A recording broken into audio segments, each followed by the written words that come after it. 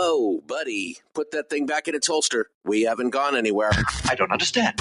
Check out the MichaelDukesShow.com for information on how to get access to the podcast. Welcome to the party, pal.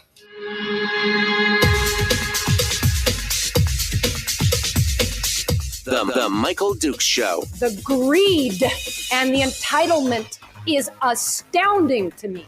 What more could you want from a low-budget radio program? This is a dumpster fire. That was just BS. It is time to get a new perspective.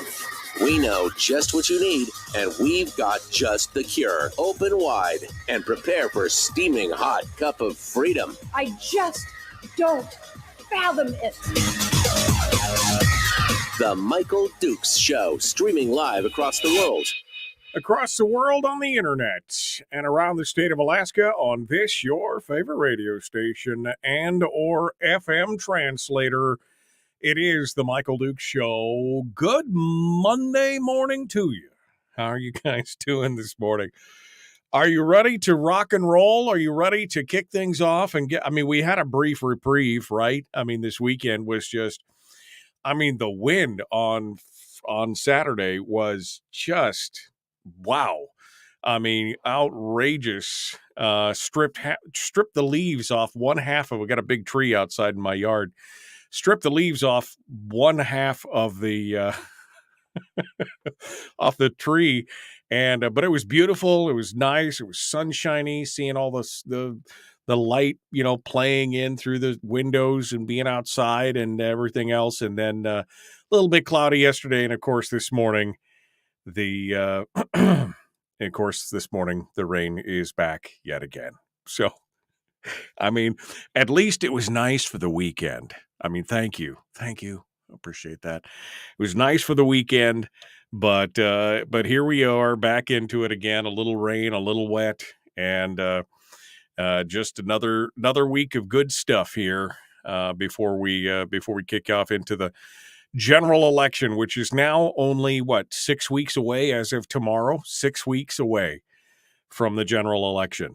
Oh man, it just comes. It's just like right there, getting ready to go. But we are dedicated to getting you all the information that we can for different candidates and the various offices and everything else.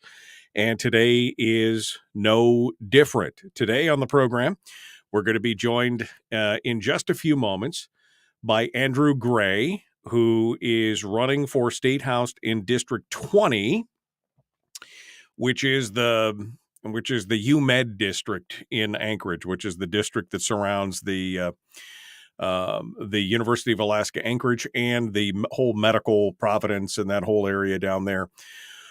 On the eastern side of Anchorage, we'll be talking with him about his issues and what he would like to see in the state government, to give you as much information for those of you who happen to be in that area and would like to vote. And then in hour two, we're going to be joined by Les Gara, who is running for governor, along with his running mate, Jessica Cook.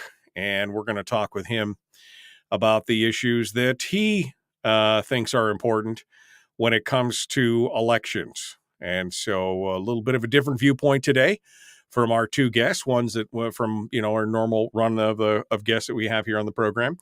But we like that. We like to get a diverse viewpoint. We may not agree with it, but I think, again, my commentary has always been that the answer to speech you don't agree with is more speech. And so we'll see what these two candidates have to say. Coming up later this week, of course, we've got Brad Keithley and Chris Story coming up tomorrow. Arthur Surkoff is coming up on Wednesday with I've got an unannounced candidate in the second hour on Wednesday. I'm waiting on confirmation on that, but it will be full. And then on Thursday, we will have Kathy Hensley and Louis Flora. Kathy Hensley, of course, running for State House in Anchorage, and Louis Flora running for State House down on the peninsula. So, again, a full week coming up next week. We've got Sharon Jackson's going to be joining us, Jessica Wright, Stephen Wright, and more candidates as I get my calendar all squared away. It's been a busy couple of weeks, but it's going to be even better as we go through. So it's going to be a busy week, and it's probably going to be busy every week up until Election Day right now, as we continue to go through. So I want to say good morning and thank you for coming in and joining us. We're going to hit a few headlines here from things that took place over the weekend. Of course, the biggest thing that happened over the weekend is the storm. I mean, as I mentioned here in the Wasilla area, we had a tremendous amount of wind. I mean, it was very, very windy, but that was just a pittance in compared to what was happening out on the western coast of Alaska, where the storm had created a surge that affected a whole bunch of places, not least of which was, of course, Nome, Nuatak, Golovin, Scammon Bay, Hooper Bay. You probably all were looking at the videos over the weekend of the flood waters just coming right in. Water in Hooper Bay all the way up into the streets, onto the sides of homes.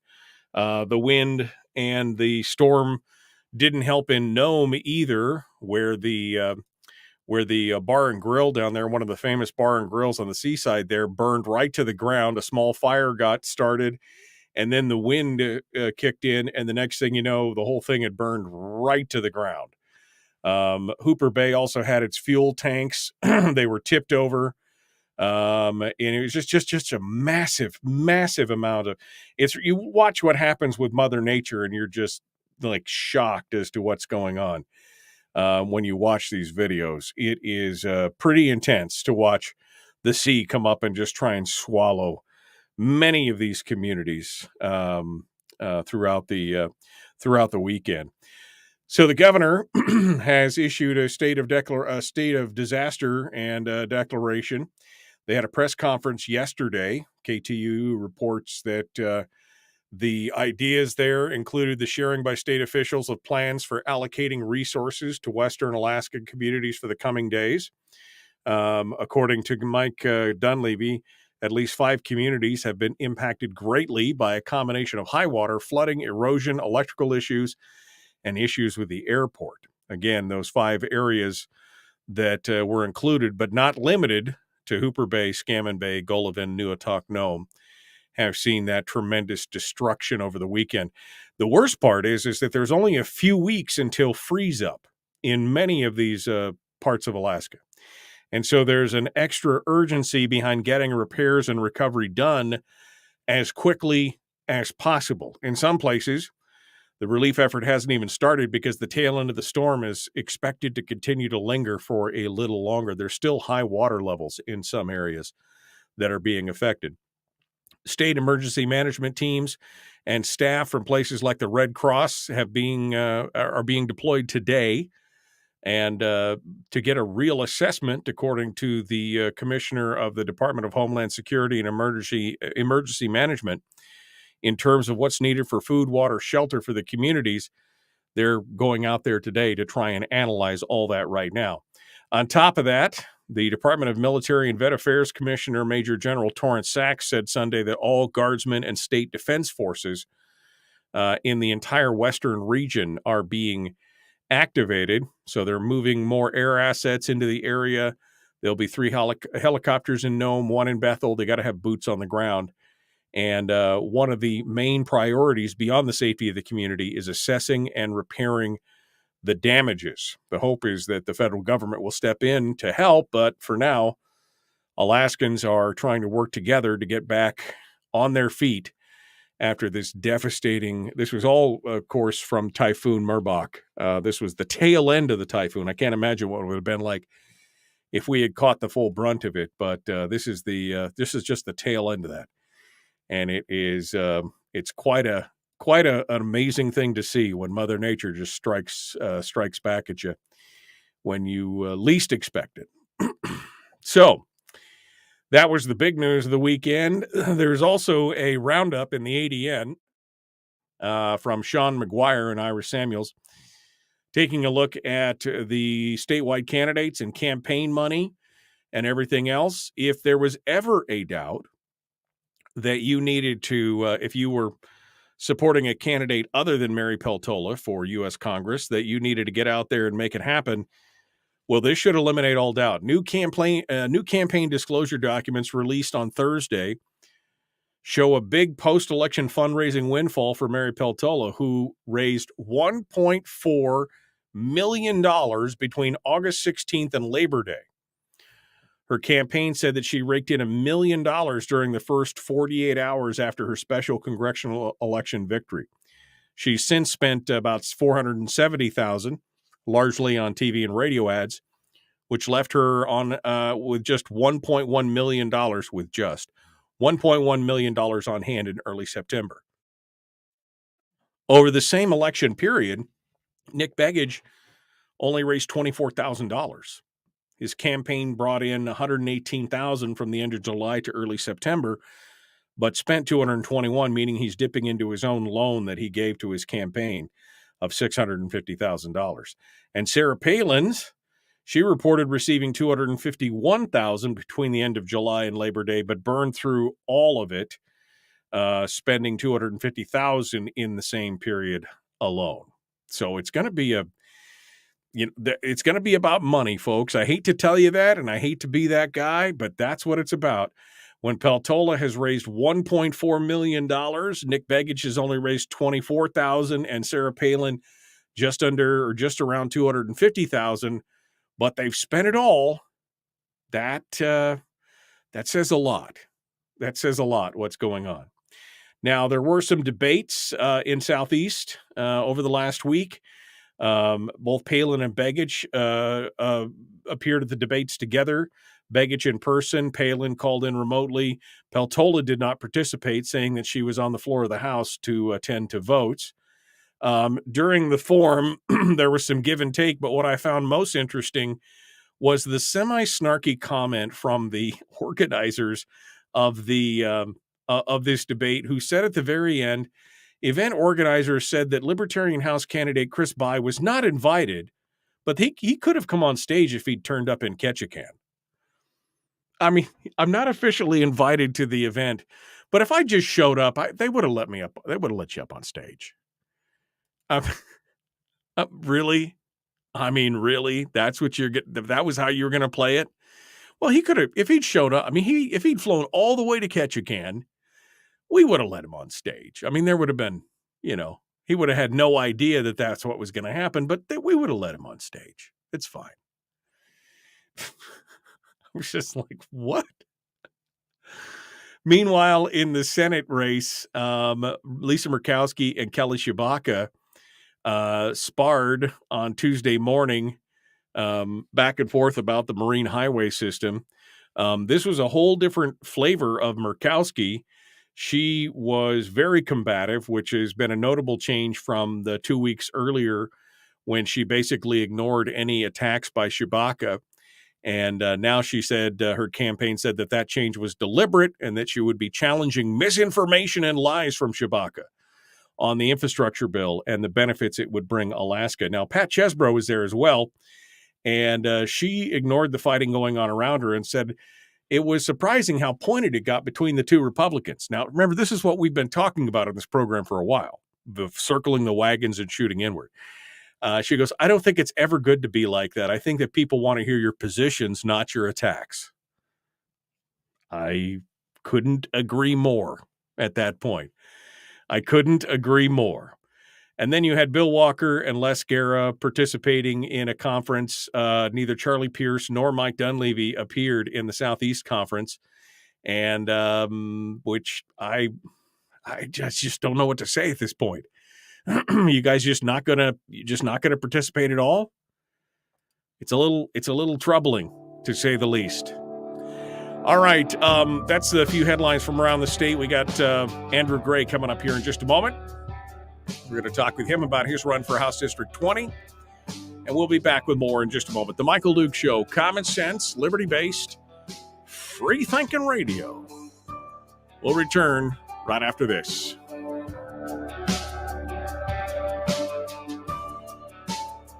If you missed the show, you can listen to it on your time with Dukes On Demand.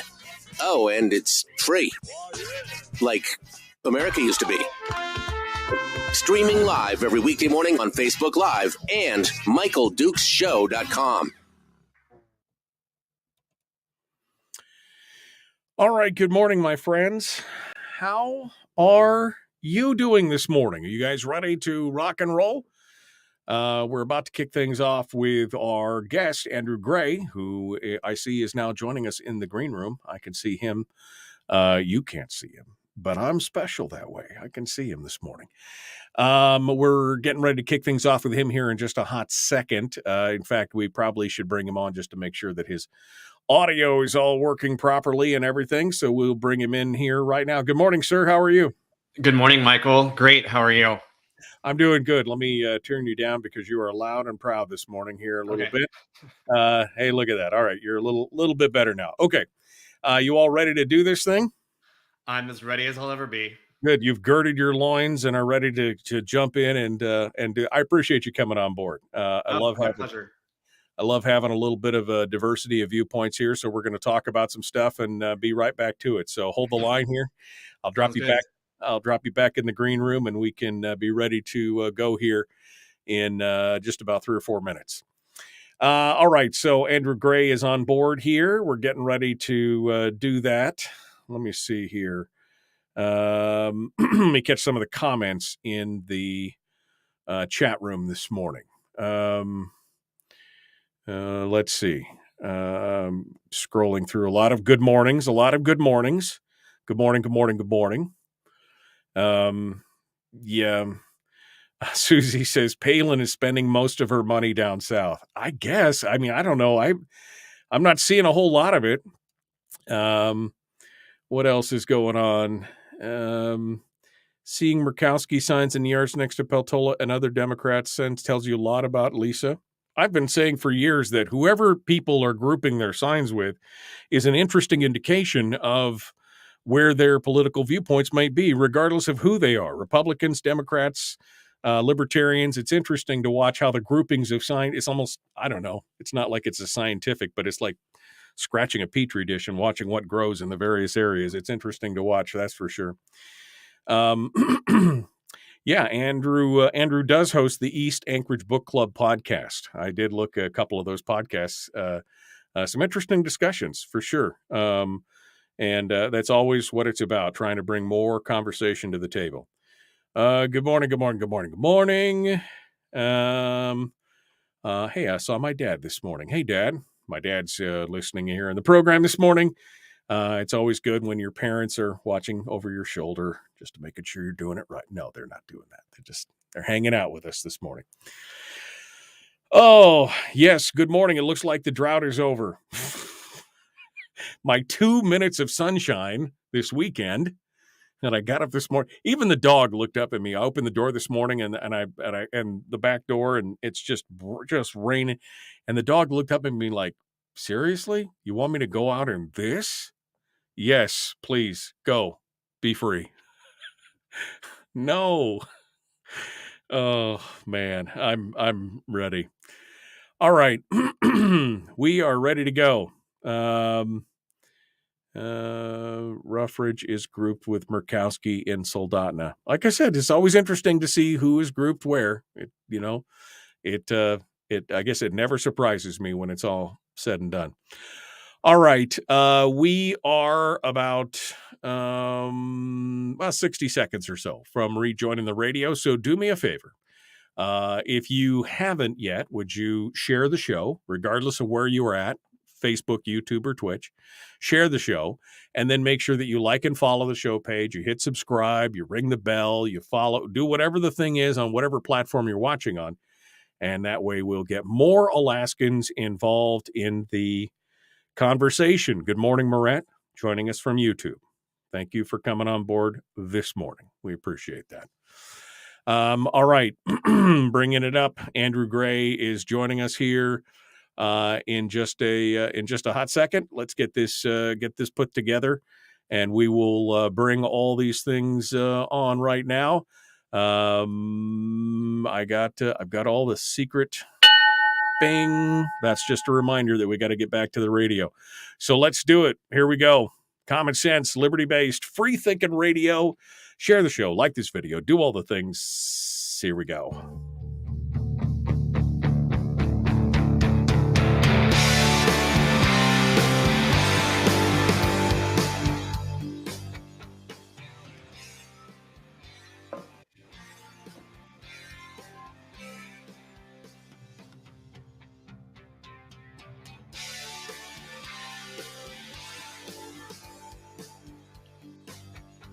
Okay. Welcome back to the program. Thanks for jumping in with us this morning, being members of the 6 o'clock club. I know it's not easy, but it's so worth it, right? It's early, but we love being here, getting a chance to talk about things that impact the state of Alaska. That's what it's all about. Joining us this morning for some of our discussions on this, our candidate for State House in District 20, Andrew Gray, who first arrived back in Anchorage back in 1998 and has since made a life for himself here in the South Central area. So let's get a chance to bring him on and say good morning. Good morning. How are you, sir? Morning. How are things going this morning? Pretty good. How are you, Michael? You know, it's another day in paradise. Just another day in paradise. I was just complaining about the rain, but at least it's not snowing, right? That's important. True, but I'm looking for it. You're looking for the snow? Man, I mean, it just feels inevitable. I was just going to say you're a mountain, seeing, when are we going to have that termination dust coming down? I know. I thought for a second there I was going to say you're a sick individual just looking for that snow in the middle. No, my son, I have a 9-year-old son, and he is looking for it. He is a winter sports kid, and he is ready for the snow. I got to tell you, kids, you got to love them for that optimism. That's for sure. Andrew, first foremost, tell us a little bit here about yourself. I just mentioned you came to Alaska in '98, so you've been here about 20 years. But give us a little bit of background. I got to correct the record there, Michael. I'll start off with correcting that. So I grew up in Texas, a small town, actually a very conservative Republican household. Graduated from University of Texas at Austin, and then I drove to Alaska, drove to Anchorage, no plan, no job, didn't know anybody, made a lot of good friends then, but I couldn't really make things work out. Like a lot of young people who want to stay in Anchorage, finding that career path is a challenge, finding that good first job. So I actually had to leave the state, and I actually was out of the state looking for a way back for a long time. I went to physician assistant school back in Texas in the late 2000s.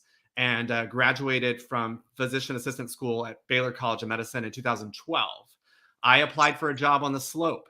They told me, man, you got to have some experience. You can't be up here, work it all by yourself in the middle of nowhere and not know exactly what you're doing. So I ended up working at some emergency rooms in California for about 3.5, 4 years before I took my dream job with the Alaska VA.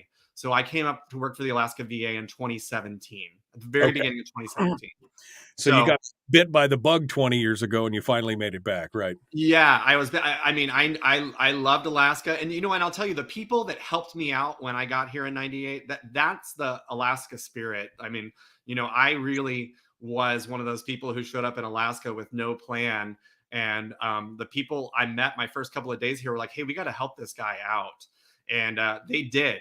And that really is what sold Alaska on me, was just the people, that sort of camaraderie, like we're all in this together. This guy wants to be here. Let's help him out. And that's what keeps me here. That's why I'm here. Good. So what made you make the jump from, physician's assistants, working in the medical community, doing all that stuff? What exactly made you make the jump from there to politics? I mean, was there, I always ask people, was there an aha moment, or when exactly did you lose your mind, kind of thing, Right. Well, so that's a good question. And it's a question I ask myself. So I was on the Campbell Park Community Council. That's the area of Anchorage in which I live. I joined a few years ago and was, the treasurer and then the secretary. And I got really involved in local Anchorage politics when Dave Bronson had been elected but hadn't been sworn in. There was this, middle period where he was the mayor elect, and he said that his priority was to build a homeless shelter in Campbell Park. And that got me very involved in local politics. I wanted community input. I wanted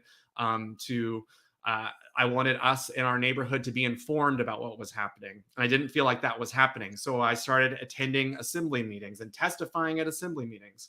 And as you mentioned in the intro, I started a podcast that started because a group of neighbors, we were trying to have an influence on what was happening in our neighborhood. And we kept saying, we don't know what we're doing.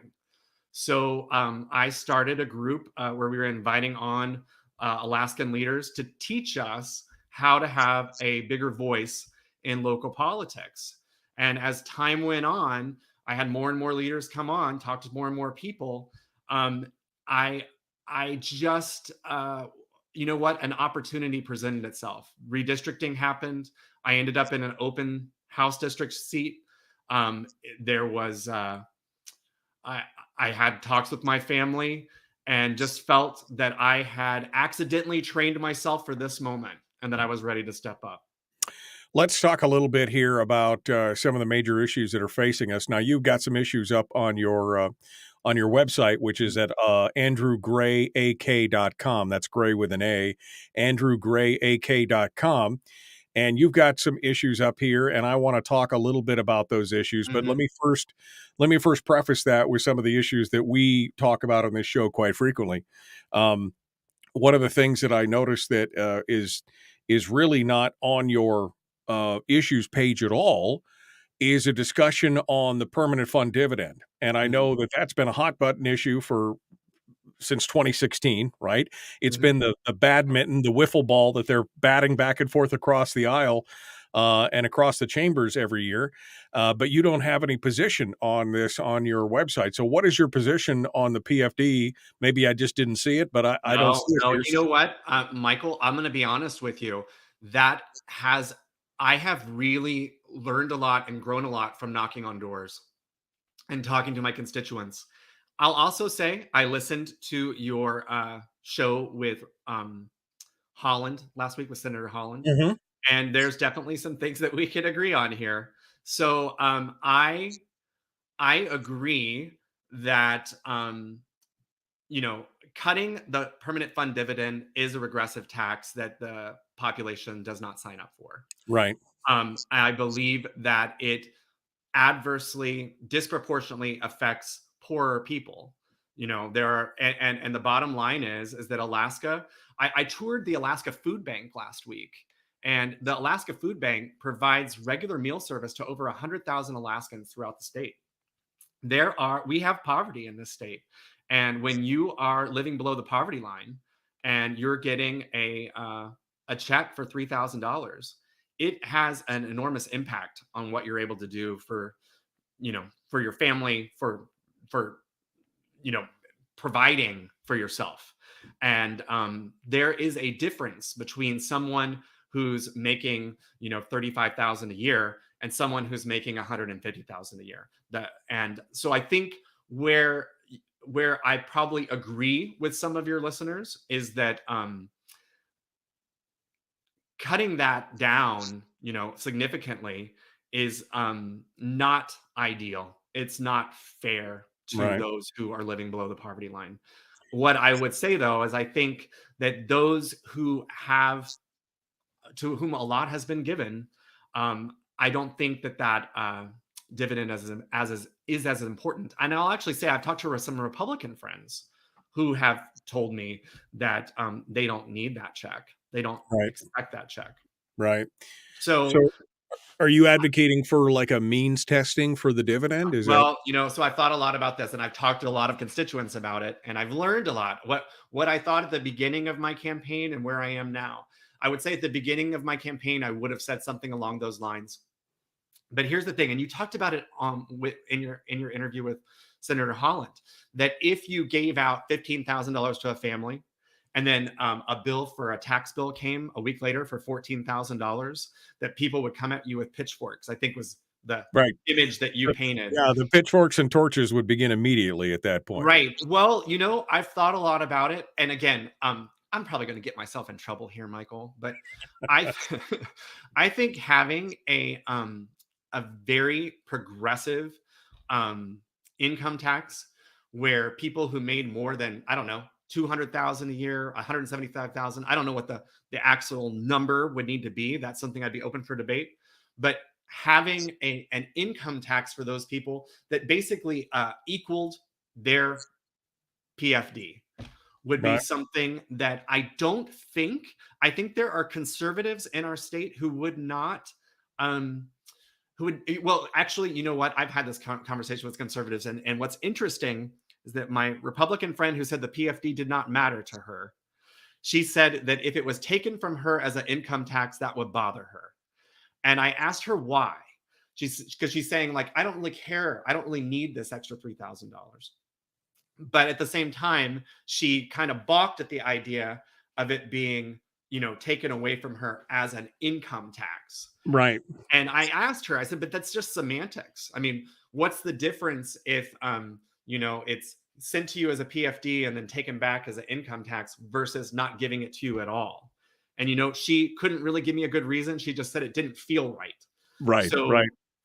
Well, and here's part of my problem, Andrew, is that, when you look at it this way, you're like, okay, the people who are having their PFD taken, it's a regressive tax on them. It's a regressive tax overall, but it really affects disproportionately the lowest 50% of income earners.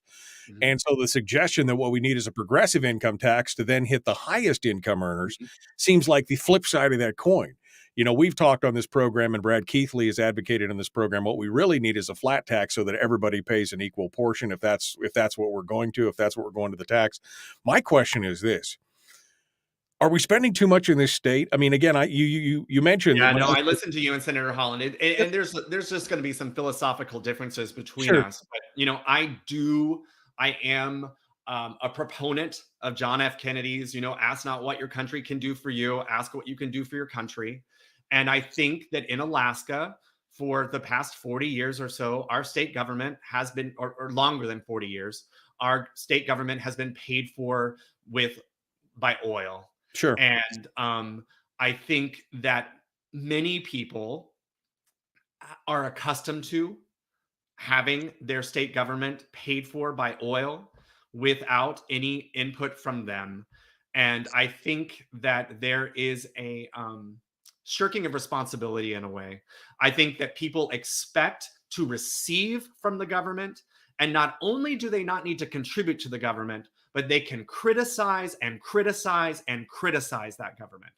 And maybe I'm since I am very new to politics, and maybe I'm a little Pollyannish about it, but I feel like, if you are going to sit and criticize and criticize and criticize, run for office, do Right. something. Do something to make a real influence and take a stand and get involved in your community. But I think there are just too many people who for too long have expected the state government to run without them. And now that we're at a place where, you and Senator Holland talked about it, where it's feast or famine. Price of oil is up. We've got plenty of money on hand. Let's spend. 2 years later, let's cut. I feel like having a stable fiscal policy moving forward is the way to go. I am a Senator Wielechowski Democrat, I'd say. I do not think that we get enough back from the oil companies who are profiting off of our resources. They are taking our resources and selling them for a profit. And I don't believe that we are getting our fair share. I am a supporter of Sarah Palin, ACES. When she was governor, the 15% or so tax that we put on the oil companies that resulted in the $17 billion surplus. And then Governor Parnell took that away. I know that we're getting into sort of a difficult period in our state with BP leaving and feeling like we have to double down to make our state appealing. But the bottom line is either we have the resources and the oil companies want it or we don't. And we do have them. And I think we should be getting our fair share, and we should be using that fair share to fund our government and fund our PFD. Andrew Gray is our guest, House candidate for District 20. You can find him on the web at andrewgrayak.com. We're going to take a quick break, and when we come back, we're going to continue with him and ask some more questions about some of the issues of policy and budgets and some other stuff. And we'll return with more in just a moment with Andrew Gray, The Michael Duke Show. Common sense, liberty-based, free thinking radio.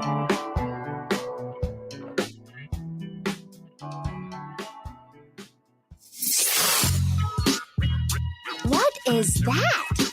Common sense. Regularly heard on American radio. Michael Duke Show. Radio. All right, we're back in the break right now. Andrew Gray is our guest. I was thinking about Roger Holland because he's mentioned Roger Holland a couple times. That was an interesting interview, and I'm glad you got a chance to watch it, a little chance to see what it was all about. That's been my argument for a long time, Andrew, is that, if we received our mineral rights, and that's the thing with the PFD, and I think a lot of people don't understand what the PFD is. The PFD, in fact, Jay Hammond said it was the ultimate expression of capitalism because people argue, well, this is a socialistic state. We've got a socialistic constitution. Yeah, we had no control in that. That was under the statehood compact. The federal government required the state to retain all the mineral rights and everything else. But Hammond said that's the ultimate expression of capitalism because it's basically paying people for the loss of their mineral rights. So that is the people's money. This is after the state government has already taken 75% of the royalties and all of the corporate taxes, the excise, the severance, the all the other fees and funds, that all goes straight into the state coffers. And then they take 25%, they deposit it into the permanent fund, and we take a small slice of the earnings of that money every year. And I think a lot of people don't understand that is not just a nice gift. It's not, your Republican friend, it's not just free money. That is their severance by right as the owners of the resource. And so I think it's a hard thing for some people to wrap their brain around. Right. No, I hear where you're coming from that. P.S. I should have done better research, Michael. The reason why I keep talking about Roger Holland is because that's the interview I listened to. So That's what I keep coming back to him. Well, that's fine. That's one. It was a good interview, so I'm glad you got a chance to get in on it and do that. This is I got to applaud you because, again, coming on to what is ostensibly a conservative show. I'm a libertarian, so everybody hates you, at one point when you're a libertarian, but I think coming out here and voicing your views, I think is important. Even people who disagree with you might come away with something, and you and I might disagree on some stuff, but I think we can find the common ground on some of these things. You mentioned the size and scope of government, and I kind of want to get back into this when we get back on the radio. But if you've heard previous discussions on this show, we've talked a lot about we are dependent on oil revenue, and you mentioned it. We talked about it with Holland. We've talked about it in the past. The thing is it seems like we've become so dependent on oil revenue that our government growth has grown well beyond that initial payment that we received back in the 68, 69, 70, $900 million. That was the first royalty payment the state received. At the time, the state budget was $152 million. That was the whole thing, $152 million. And we received almost $1 billion. And then they proceeded to rip through that money like a drunken sailor. It only took them a couple of years to spend that money. And if we adjusted for inflation and population growth and everything else, our state budget should be somewhere around $2 billion based on that $150 million up to now.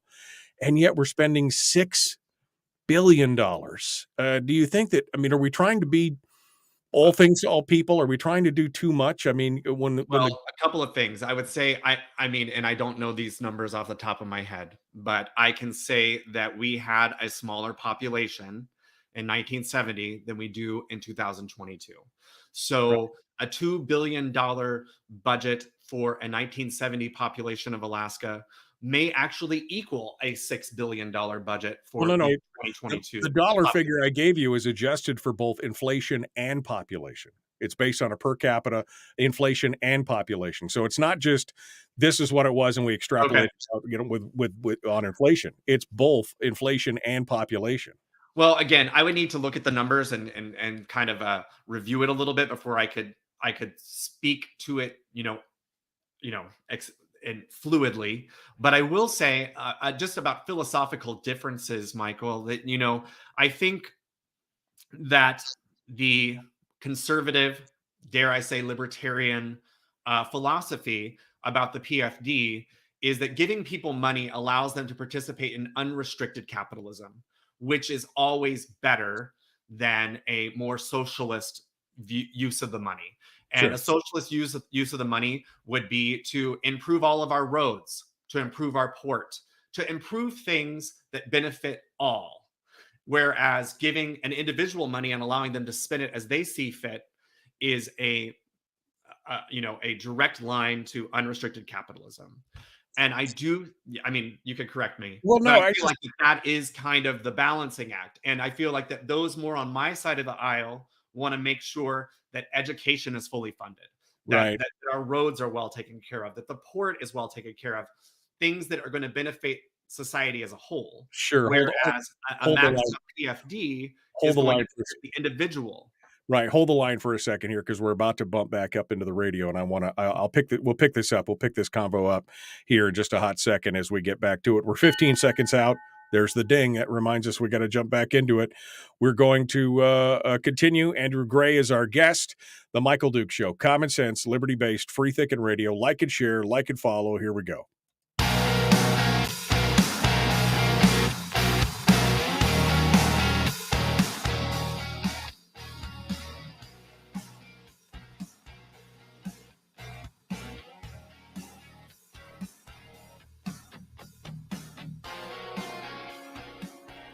All right, we're continuing now with Andrew Gray, who is a candidate for a state house in District 20, which is the UMed district down there in the city of Anchorage, which is the area surrounding the university and the Providence and the whole big medical complex down there in the eastern side of the new Seward Highway. Andrew continues with us right now. And during the break, we were just talking about, size and scope of government and you said something that was interesting that, that there seems to be a division as to, how the money is looked at, versus the free laissez-faire, free market, full-on capitalism versus socialism. And you used a definition of socialism in that.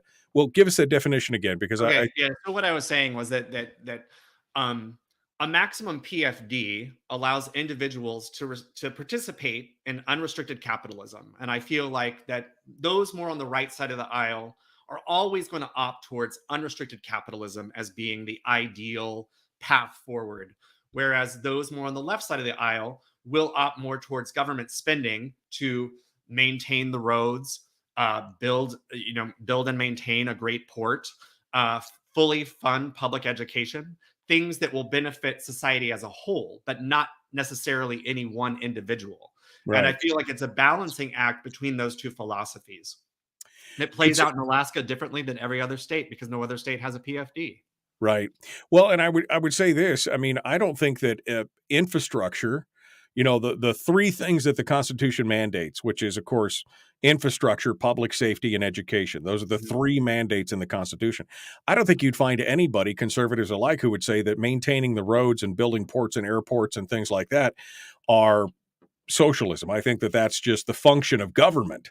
That we would all agree with. That is really the basic function of government, is to provide those things and to maintain those things. Yes, I think we'd all like. Here's the thing. This is what I call the politician's disease, Andrew. When people go down to Juneau or Washington or whatever capital people need to be, are near to, and the politicians get down there and they come back to you and say, you poor, pitiful kids, you don't understand. We know better than you how to spend your money, how to mandate this, how you should do this, how you should do that, raise your kids, live your life, do whatever. That's when that's when the bristles go up on the back of people's neck, is not when you're building roads or maintaining bridges or things like that. It's when they say, we know better than you how to spend all this money. And that, I think, is the main sticking point for a lot of people. Right. Well, and there was a governor's forum held, I think, in 1993 with all the living governors of Alaska. And they were asked about term limits for the legislature.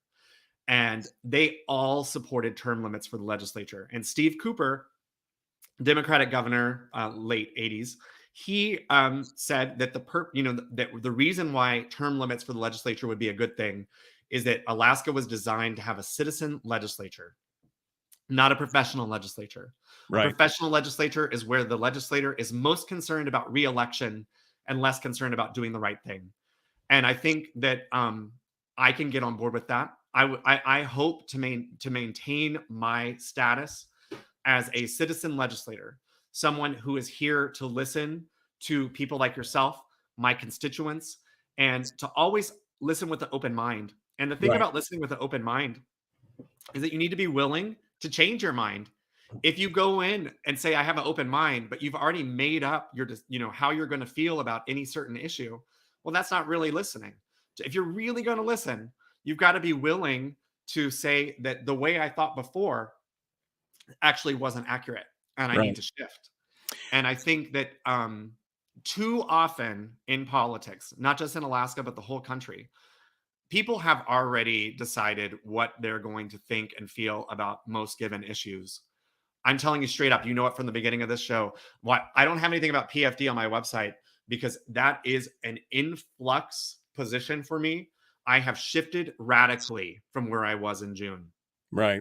Well, and it's good to know. It's always good to know that people can, that their minds can be changed, that they're constantly learning. I mean, that's important that we do that. And I'm glad to hear you say it. Now, you have said a couple times here, fully funding education, and that is in fact up on your website. You say we need to fully fund public education and higher education in Alaska. Without good schools or universities, people don't want to raise their family here, et cetera, et cetera. When you say fully fund education, what does that mean? Show me what that looks like. Well, I'm going to tell you straight up, and it is the defined pension that we've lost. I mean, our educators right now, they don't have a good incentive to stay in Alaska. They have an incentive to go to a state that has a good defined pension for them. Same with our first responders. The main reason why I took that job with the VA is a pension. There's so few pensions in our country today compared to there was 50 years ago. And a pension is really a life changer for so many people. And it really gives them that security to know that they are going to be able to support themselves after retirement. And I think not having that is a big deal. It is very expensive. I know that the sort of Cadillac retirement plans that we had for our educators 20 years ago, there are many people that I respect who voted to take that away. I think, though, that, going from this extreme to this extreme was not the way to go. And I think we've got to figure out a way to fully fund a benefits package, not just for education, but for our first responders, so that we're not just training police officers and having them move to the lower 48, training our firefighters. We need to have these defined benefits. It's expensive, but it's a way that we can keep the talent that we're nurturing in Alaska. Well, it's not like, first of all, that nobody they've got a retirement plan, and it wasn't all of a sudden. It was a step down approach. You're talking about tier one retirement, yep. But then they had tier two, and then a few years later, they had tier three. They stepped it down, and now they have tier four, which is defined contributions instead of defined benefits. And, defined benefits, we were $11 billion in the hole in unfunded liabilities, which was at the time, that was 3 or 4 years worth of state budgets just in unfunded liability, and there was no end in sight. That's the problem. Defined benefit programs across the country I mean, many of the corporations, many of the airlines, they had to be bailed out by the federal government because they were unsustainable. Many communities have stopped it. Alaska stopped it, primarily because it is too expensive. And all the defined contribution is it gives them the ability to take control of their own finances and their own retirement in the future, and they get a match and everything else. I mean, it's I'll just speak for myself, Michael. I'm not good at that. And I know that, like, probably the more libertarian aspect is like, well, if someone's not good at saving, if someone's not good at contributing, well, that's their fault and they'll pay for it in the end. And I'm just saying human nature is that we think about, you look at those legislators who had the 900 million back in the, Sure. the early part of the state, and they spin it all. People are bad at saving. People are bad at, thinking about 20 years from now. They're much better at thinking about tomorrow and this weekend and what's Right. coming up. And I just think, that for me, I chose a job with a defined pension because I knew that that was the only way I was going to adequately provide for myself and my family in the future. Sure. I do want to say that I do want to talk about my big issue before, Sure, go ahead. we Go ahead. No, go ahead. So the main issue, the reason I got involved in Anchorage politics was housing and homelessness. And that is the principal plank of my platform. And the reason for that is because that's what the UMed district is most concerned about. When I knock on doors, people are concerned about the high price of housing in our district and those who can't afford housing at all. And I want to just tell a quick story.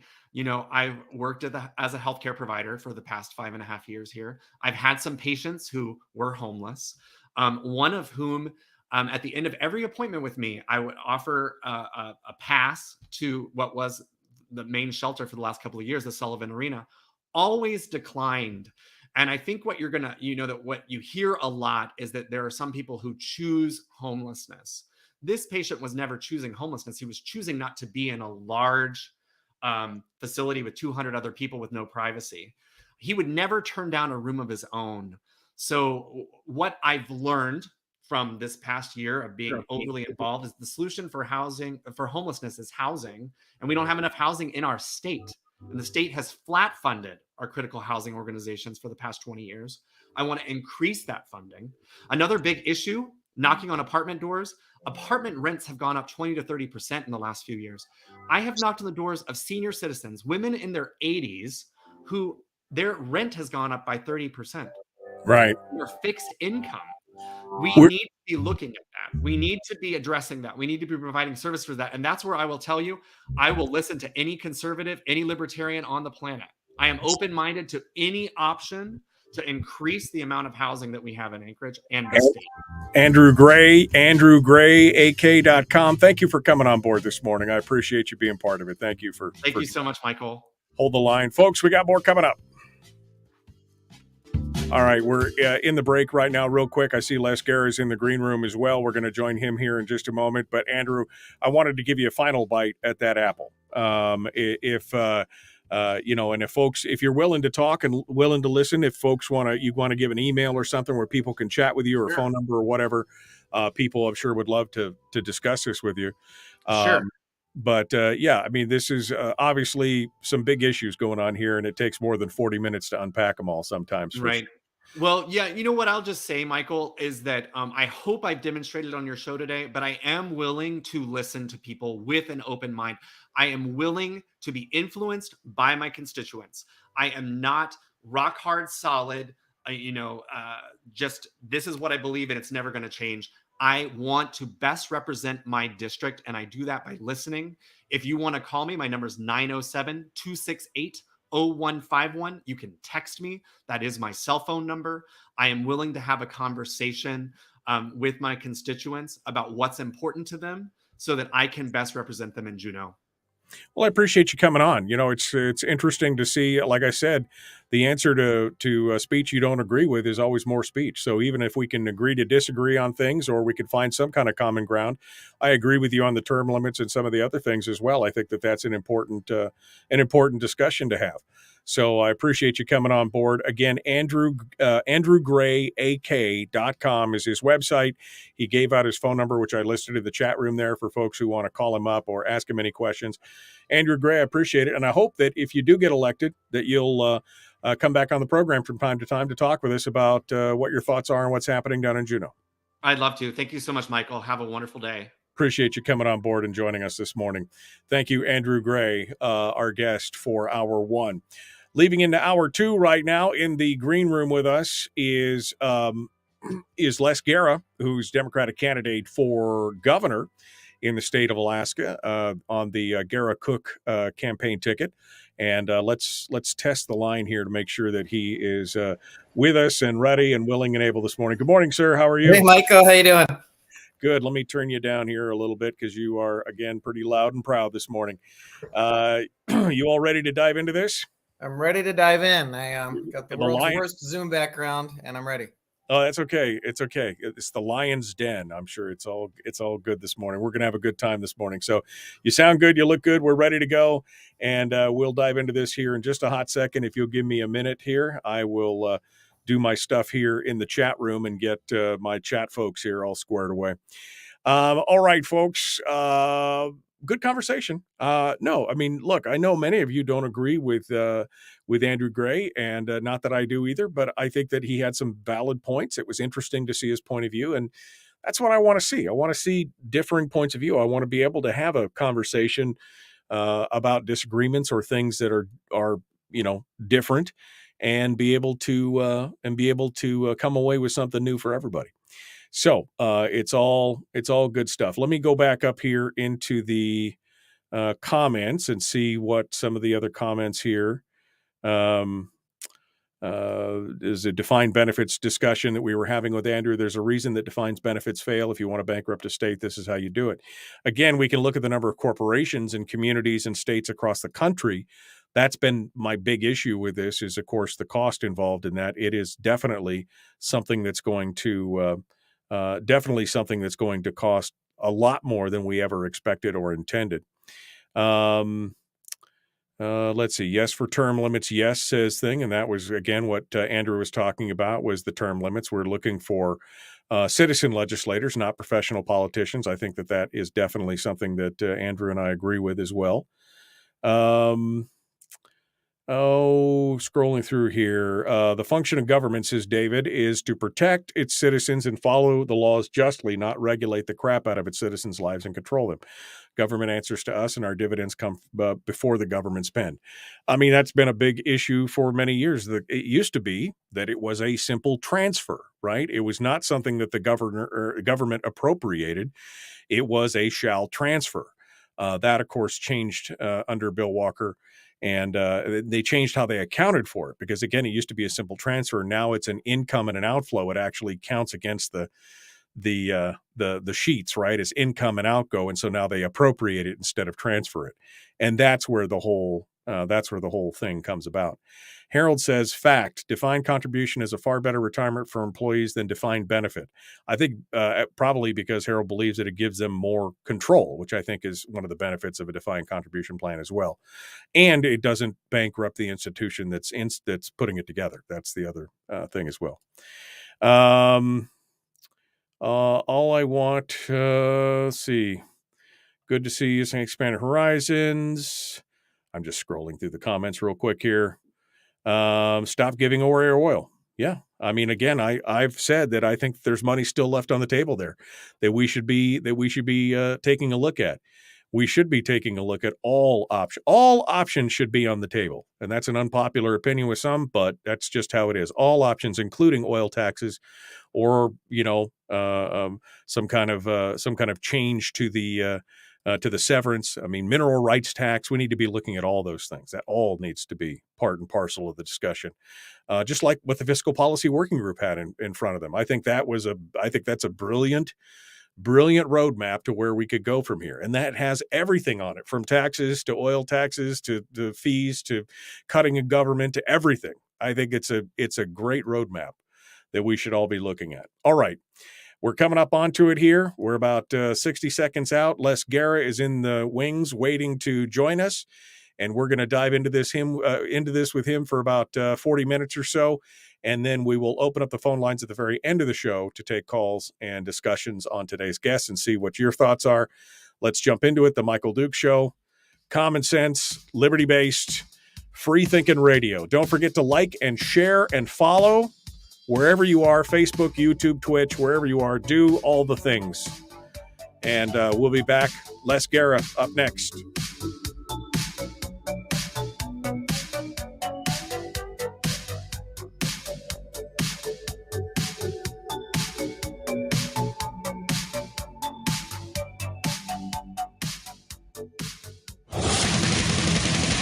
Whoa, buddy. Put that thing back in its holster. We haven't gone anywhere.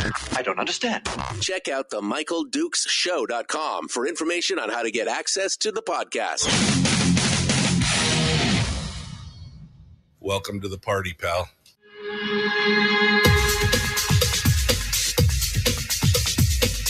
The Michael Dukes Show. The greed and the entitlement is astounding to me. What more could you want from a low-budget radio program? This is a dumpster fire. That was just BS.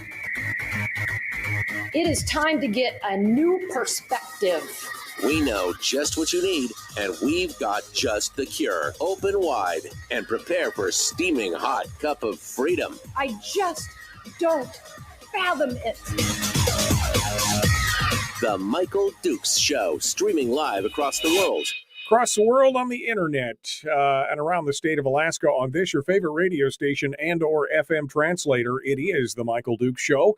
You can also find us, as I said, on the internet at michaeldukeshow.com, where we've got the audio-only live stream and links to our social media where we simulcast the show every morning on Facebook, YouTube, and Twitch TV. We're continuing now our discussions with candidates from around the state. We're only 6 weeks away from the general election, and we've got a whole spate of candidates. We just finished up with Andrew Gray, who's running for State House of District 20. You can catch that on the podcast if you missed it. Right now, though, we're going to jump into it with our new guest. It is Les Gara, Democrat running for the governorship of the state of Alaska, and he joins us right now. Good morning, sir. How are you? Good, Michael. How you doing? You know, again, beautiful day. It's not snowing. It is raining again, but you know, what are you going to do? So it's as good as it can get. At least it's not snowing. You know, I try to fish 30, 40 days a year, and I've fished 0 this year with the campaign. So I don't even know what the weather's like outside anymore. Yeah. Well, my dogs tell me every morning, they're like, are you kidding me? I can't go outside in that. That's nasty. It's amazing. Les, thank you for coming on the program this morning and talking about issues. First and foremost, give us a little bit of your background for people who may not have, they probably heard the name Les Gara as you've been a legislator for many years. But, you know, give us a little bit of background about who you are, where you come from, and we'll move on from there. I will, Michael. Thank you for letting me do that. I was just over at an Oil and Gas Association debate last week, and they define me as the guy who wants to make sure we get a fair share for our oil. But here's who I am as a person. I grew up, my parents were immigrants. My father had a small office in Harlem in New York when I was a kid. I grew up in a broken family. Parents didn't get along. We lived on the run, my mother and I, from apartment to apartment. That was my childhood. At age 6, my father got custody of me. But by that December, somebody came into his office late one night in a neighborhood he loved. But somebody came into his office late one night and killed him with a knife. And I don't want any sympathy. Life turned out fine for me. But I grew up in foster care from age 6 to age 18. And I think it shaped my view on life. And my view on life is that everybody deserves a chance in this world. Everybody, whether you're born rich or poor, you deserve a chance in this life. If you can't afford job training, we should extend a hand so you can better yourself. If you can't afford college and want to do that, we should extend a hand so you can better yourself. College or job training, whatever route you want to take. That's really my core value. Look, I'm a fisherman. I want to protect our fishing streams. I want to make sure our fish are here for the next generation. There are a lot of things that I believe in, but if you want my core value, it's from the way I grew up. It's that, you don't just get tossed in the gutter. You deserve a chance. I knew early on, I think, my father impressed it on me just in the 6 months I got to live with him when I was 6. I mean, I lived with him from age 0 to 3, but I don't remember those years. But in the 6 months I got to live with him before I died, he instilled in me that as an immigrant kid, his view was my only future was education. And he had me reading hardcover books by the time I was 6. And I don't know, look, I love sports when I was a kid, but I knew my way out. I knew my way out of foster care. I knew my way out to have a chance in this world was school. I didn't think like lofty, how do you fund schools? I thought I better go do my homework is what I thought. I played a lot of sports when I was a kid. I peaked when I was 13. I thought I was going to go to the NBA, and I stopped growing. And my high school sports career was not impressive at all. But look, when I say don't feel sorry for me, everybody grows up with their own hardship in this world. You either have a tough family maybe, or your family has tough circumstances. Most people have their own hardship in this world. And so I get no sympathy because I ended up making it by scholarship to college. I ended up going to law school with Michelle Obama, or so they tell me. I never met her. But it was a school of 1,500 people. But, I did fine. I came up here with my wife, Kelly, in 1988, moved to Fairbanks, and took a job being a law clerk to a Supreme Court Justice, Jay Rabinowitz. And then the Exxon Valdez oil spill happened in 1989. And I called up and I said, look, I've got these. Kelly and I had jobs waiting for us back east, but we decided we wanted to live here. I fell in love with fishing. We like the outdoors. And I called up the state. I said, after the Exxon Valdez oil spill, are you going to sue them? Because if you are, I'll join the team. And I became an assistant attorney general. And I said, can I stay in Fairbanks? And they said, no. And so that's how I ended up in Anchorage. Literally, was you take the job in Anchorage or you don't get the job. So, but I wanted to hold Exxon accountable for the Exxon Valdez oil spill. Look, some of the oil industry, I believe that we should be equal partners with the oil industry. Oil jobs are important. Oil development is important. The sort of East Coast party politics where they don't understand the need for development or fishing or hunting. I wish I could go back. One of my jobs I wish I could have is to go back east and explain to sort of city politicians that life is different out here. They call us sort of flyover states. They don't understand that that we have a different way of life out here. I fish most of my free time if I get free time. I spend my time in the outdoors. I've got a really good friend who's a firearms instructor. He loves doing that. He doesn't fish. He spends his time at the shooting range. And look, we're different here because this is a different state, and in my view, a better state, right? We still have public access to a fishing stream. In Montana, you have to pay to access a fishing stream. They own the fishing banks. I've introduced legislation as a legislator trying to keep public access so we can all enjoy our fish and hunting and hiking. And so people don't block us off of a fishing stream. I believe in that. Look, that's the fun part of being an Alaskan, but it's a crucial part of being an Alaskan, I think. I wouldn't live here if I couldn't fish, I don't think. So right. That's a bit about me. So I worked my way through school. I say I worked my way through being 12. That's when I started working, but I had to, I didn't have parents who had money for me. Right. No, absolutely. Well, it's good to get a little bit of a background and understand where you come from.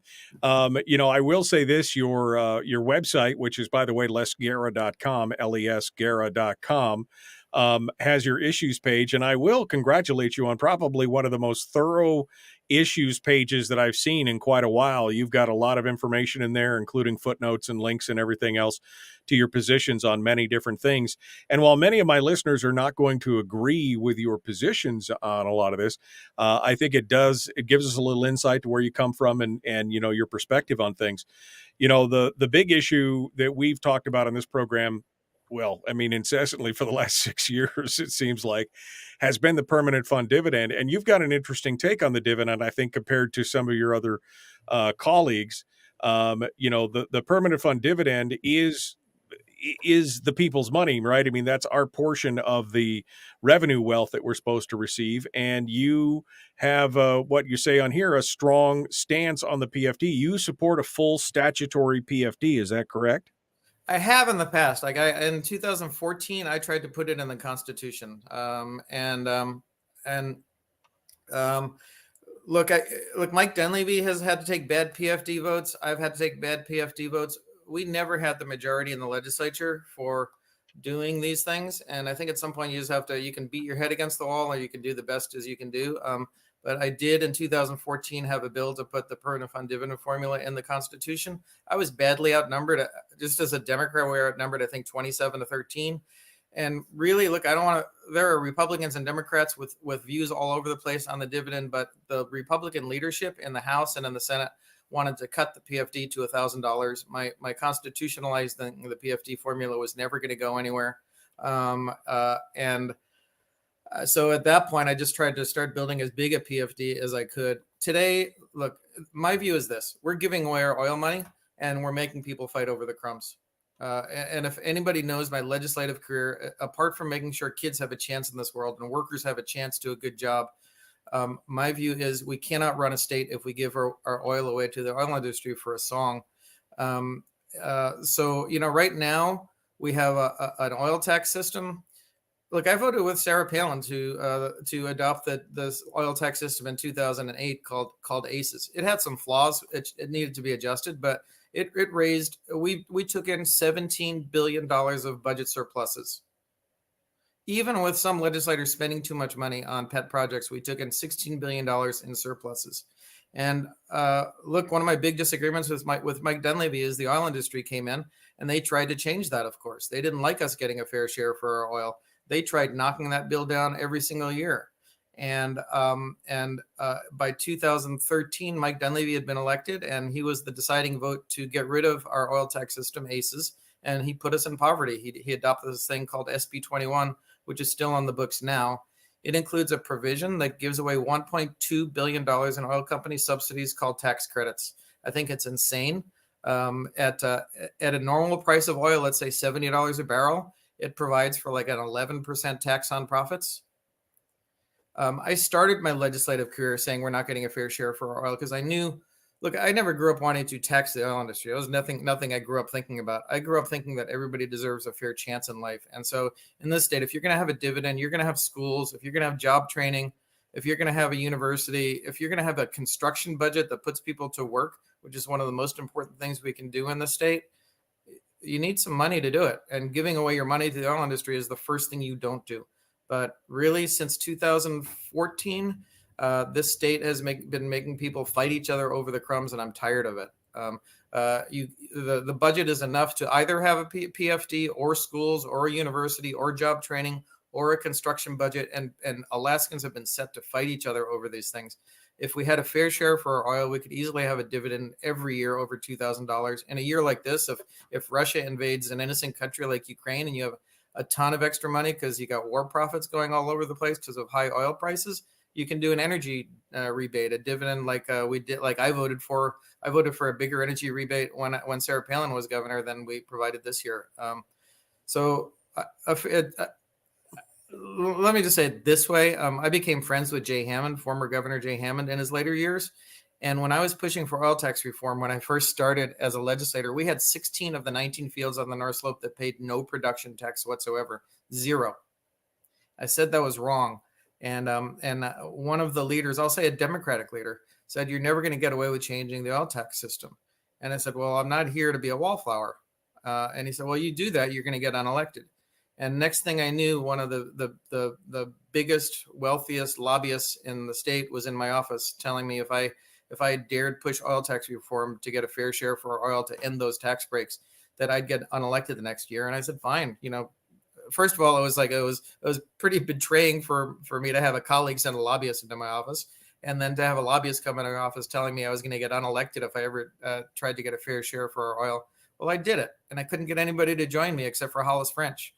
And Right. The only major people who'd speak out in favor of me were Jay Hammond, former governor, Wally Hickel, former governor. Those were the two governors on my first press release, Jay Hammond and Wally Hickel. And Jay would always say, first, you get a fair share for your oil, then everything follows through, and then you can have your fights. But if you don't have a fair share for your oil, you're fighting over the crumbs. This state's fighting over the crumbs right now. I mean, this is interesting because I've said in the past, and I've been saying that, there's money left on the table there for sure. I don't know if it's $1.2 billion worth, but I think that there's money left there on the table, and we should be. And we should not have fields that have zero production tax on them. There should be, we should be getting money for every gallon of oil that comes out of the ground because, again, it's a shared resource. That's important. But again, I don't know necessarily what the solution is, but maybe you will come up with that here in just a hot second and tell us what you think our fair shake should be on this. But we got to take a break. Les Gara is our guest, candidate for governor on the Democratic ticket. He is going to continue with us here in just a moment, and we will be back. The Michael Duke Show. Common sense, liberty-based, free-thinking radio. We return with Les Gara right after these messages. Don't go anywhere. Don't forget, you can also join us on Facebook, facebook.com/Michael Duke Show. Back with more after this.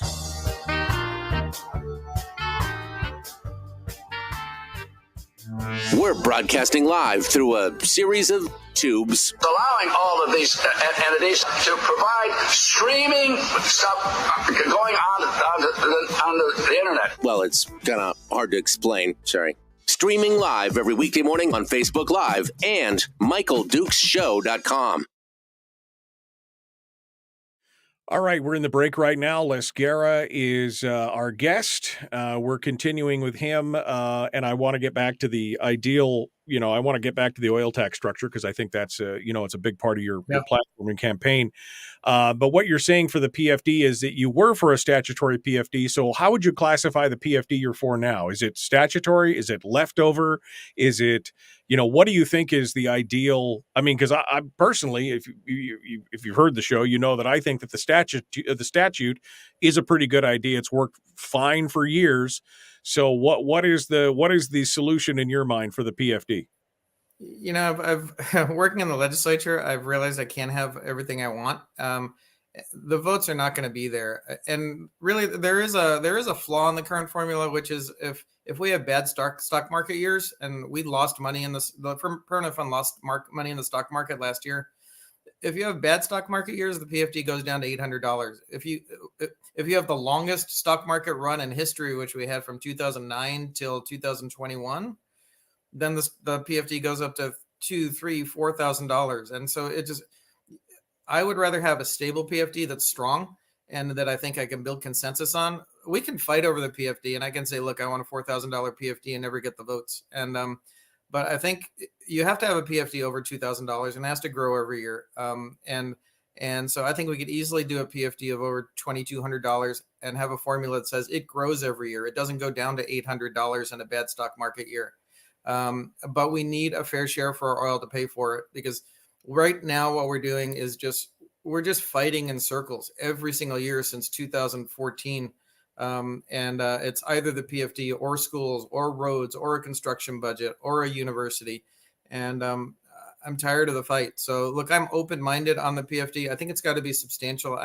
When I was in Nome last year, I sort of sent out the message that I was thinking about running for governor. I really actually wasn't dying to run for governor. And a guy yelled to me from across the street in Nome and said, look, Les Gara, I want you to be my governor. Get me my PFD. And in a lot of places in the state where gas is $9 a gallon or milk is $9 a gallon, look, I've got friends who say cut the PFD to $1,000 and get rid of it. But those friends uniformly are people who don't need it. Right.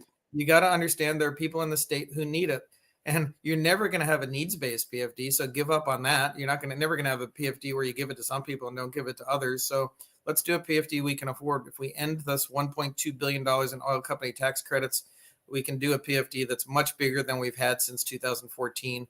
Look, under this governor, the PFD, the first 3 years averaged $1,200 a year.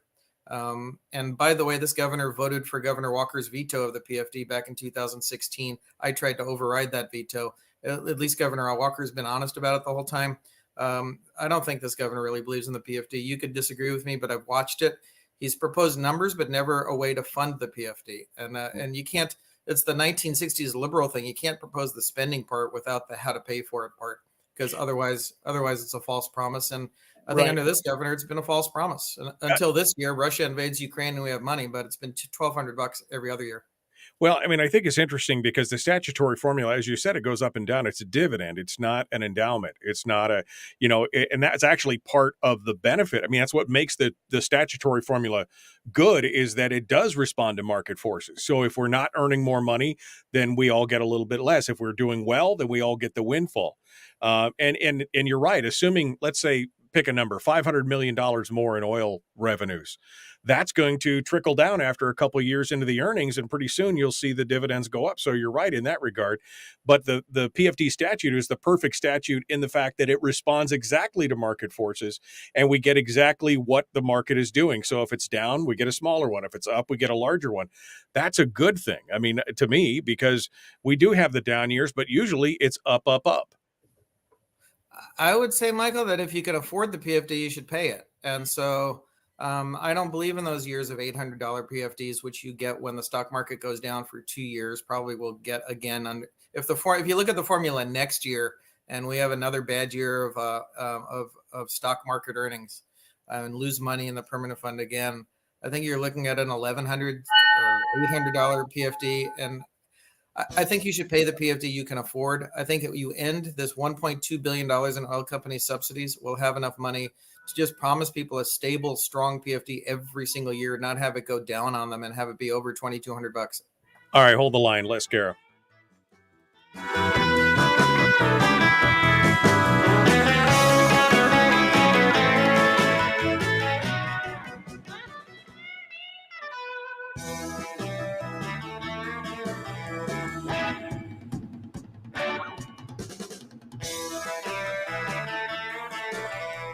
All right, Les Gara is our guest candidate for governor on the Democrat ticket here in the state of Alaska. Bringing him on board to talk about the various issues and things like that. We were just talking during the break about the PFD. I want to get back to the oil taxation question and the size and scope of budget, but we were just talking about the PFD, and we were trying to see, what is your philosophy? Basically, we should have, what you're saying is that we should have a PFD that's set at a certain amount that increases every year. But if we have the money, we should pay it. I mean, is that a leftover PFD or what? I mean, is it just changing the formula overall in your mind? Look, I'm going to work with whatever legislature we have, but I believe,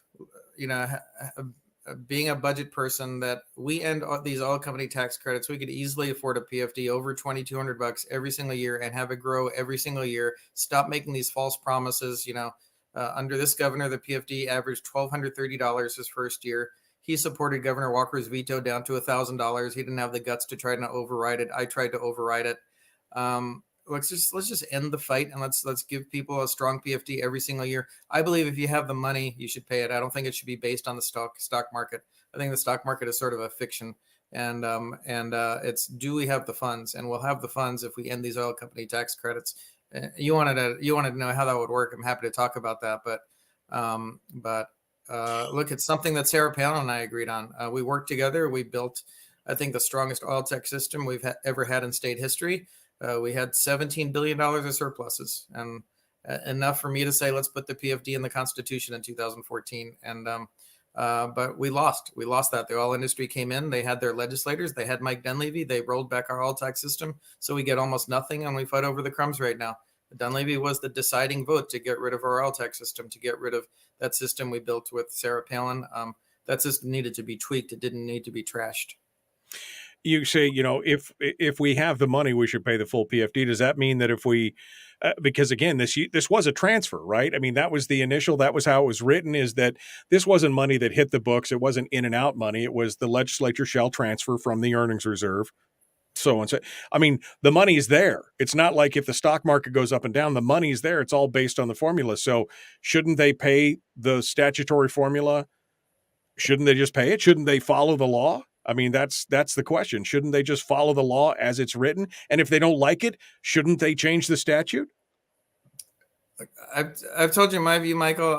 I tried doing the statutory PFD. Their votes were just never there for it, and so I can just sort of yell and sit on the sidelines and say, do it, and lose every single year. I think we should just move to a formula that gives people a guaranteed amount that they can rely on for the next year. It shouldn't go up and down by 100% every year. That doesn't help you buy groceries or fill your fuel tank. I think it should be over $2,200 a year and grow every year. People know it's coming. I think that's good for the economy. It's actually bad for the economy to have a PFD that drops by $3,000. That's not good for the economy. But to have a stronger PFD than we've had for any of the past 10 years, I think is something we should do, and end this fight and stop fighting over it. The current formula, like I said, a couple of years of stock market losses like we're in right now, you're talking about an $800 PFD again. And if you had, and you'd have the money to pay a bigger one, but under the formula you wouldn't. And it's not the way. I think it's time to move to a PFD people can bank on, instead of what's been just false promises by people. They'll promise, a $3,000 PFD and never pay it. That's how you get elected. I could tell you, I could get elected by promising something that you'll never get the votes to pay in the legislature. But I'm not going to I'm not going down to Juneau just to be a protester. So I think we need to bring the legislature together. We'll look at everybody else's ideas. It's never going to be the idea I just said here. It's going to be the idea you get 60 votes for. But I think we can afford a much stronger PFD than we've had since 2014. So changing the statute is essentially changing it to a formula that you think is more sustainable in that regard. That gives you $2,200 that grows and grows and grows. Yeah, I think so. And more if you've got the, God forbid Russia ever invades Ukraine again, and we got these massive oil prices again. But if people are struggling at the pump because oil or gas is $5 a gallon or $9 a gallon in Nome, I think we have to give people relief.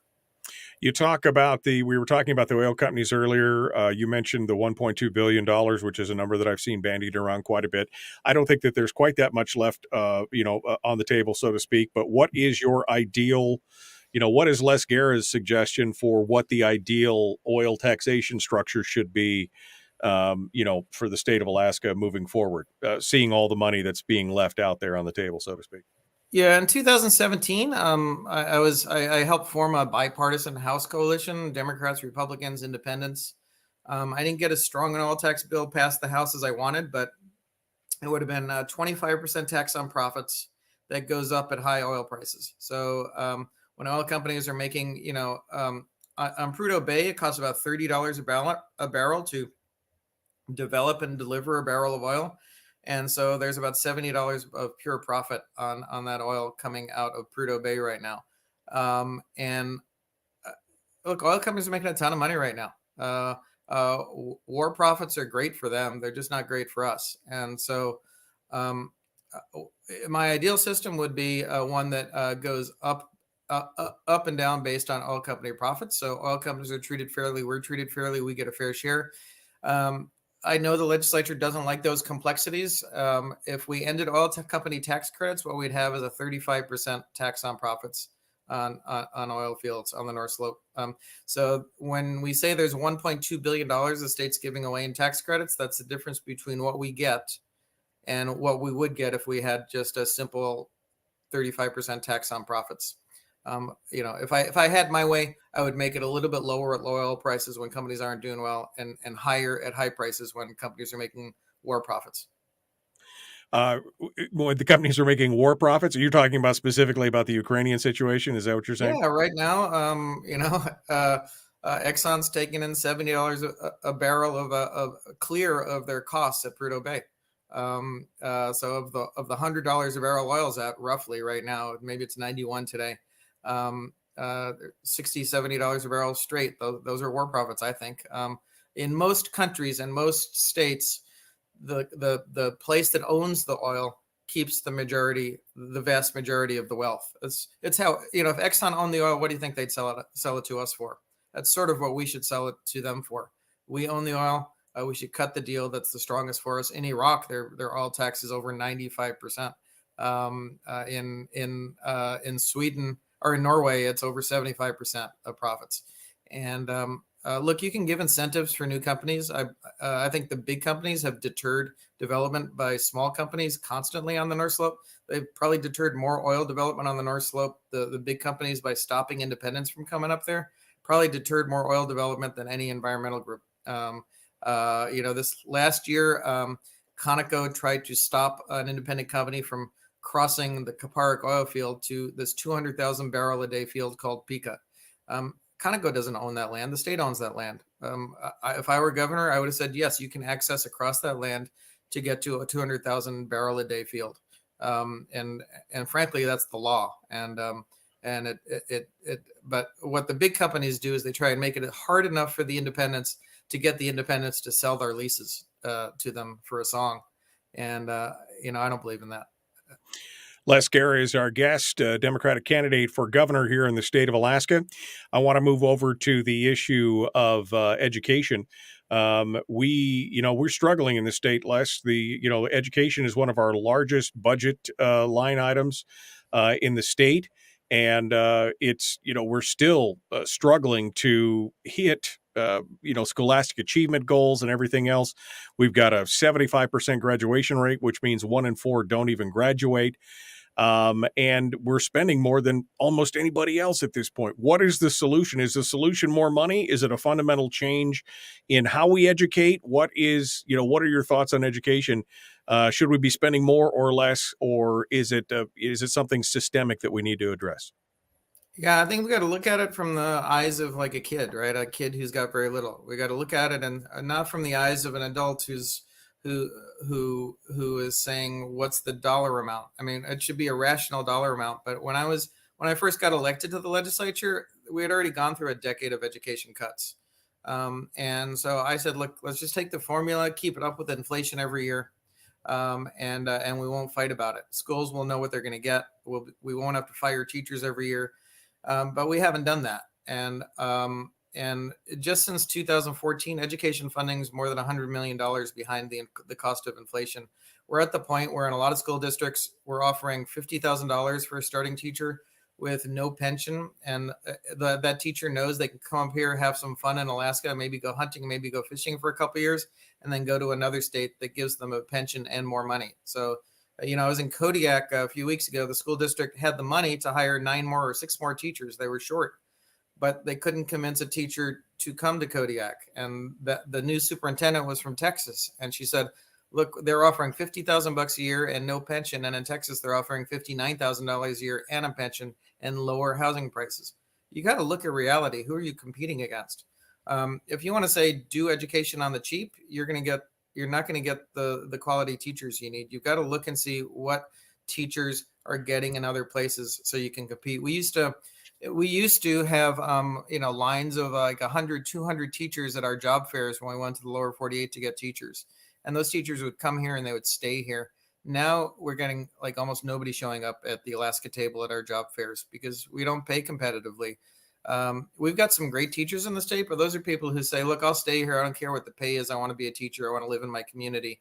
But you don't get a lot of those people. And what we get a lot of, we're even at this point where we're hiring people with these J1 visas who are allowed to come to the United States for 2 years and then they leave. That's a terrible way to teach kids, to have teachers that don't ever become familiar with kids.